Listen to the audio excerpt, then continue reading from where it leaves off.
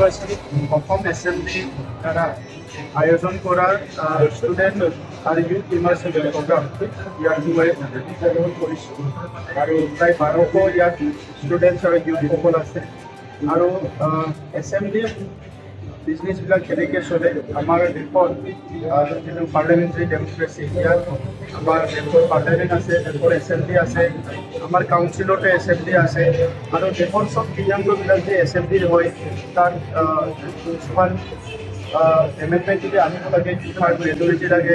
ক'ত কেনেকৈ এমেণ্ডমেণ্টবিলাক কৰি দিব পাৰে, এই গোটেই এটা লাৰ্ণিং এটা ষ্টুডেণ্টসকলক দিয়া যাব, যিটো নেকি টেক্সট বুকৰ বাহিৰত ডাইৰেক্ট ইণ্টাৰেকশ্যন থ্ৰুৱেদি এক্সপিৰিয়েঞ্চ আমাৰ পাৰ্লামেণ্টেৰিয়ানবিলাকৰ লগত বা আমাৰ অধ্যক্ষ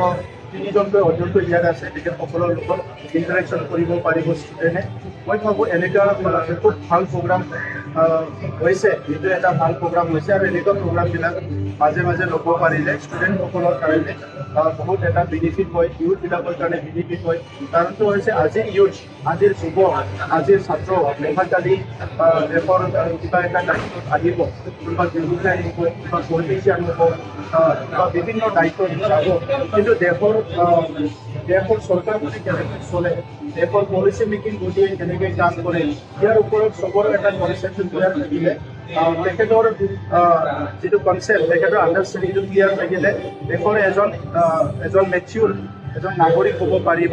আৰু তেখেতৰ যিটো চিন্তাধাৰাবিলাক বেলেঞ্চ হৈ চলিব। ইয়াৰ কাৰণে মই অধ্যক্ষ ডাঙৰীয়া বিশ্বজিৎ দৈমাৰী আৰু